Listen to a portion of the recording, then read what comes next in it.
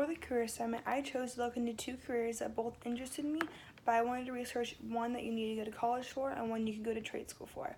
I picked an esthetician and a child and adolescent psychologist. For the second career option, I chose a child and adolescent psychologist.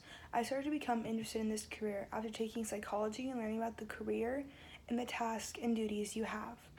When starting out as a child psychologist, the starting pay is $42,000 a year. As you start moving up and gaining years, the median pay is around $69,000. The averaging highest child psychologist made $120,000 a year. In order to become a child psychologist, California requires a minimum of a master's degree in child development or clinical psychologist studies. You'll need 1 year of an internship and another year practicing under supervision, and then you'll receive your license. If one is looking to advance, they would need a PhD that focuses on clinical practices. The top 3 schools to go to for child psychology is the University of Minnesota, the University of Kansas in Lawrence, and the Chicago School of Psychology. These schools are the top performing schools when it comes to psychology, and almost guarantees a steady job after attending.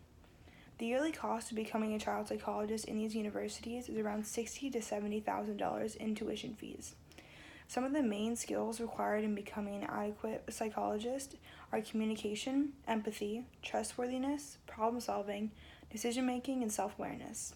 The main job duties that a child psychologist has is developing a system of therapeutic techniques and behavior modifications for preteen and teenage patients through regular psychotherapy sessions and frequent communication with parents and family, teachers, and medical providers.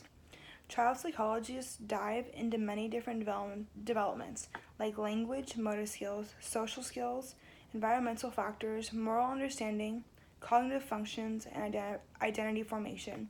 These are the main things that child psychologists focus on. For the more day-to-day duties, child psychologists work with the clients given to them and work and help with whatever their presenting issue might be, and bring a positive change to a problem.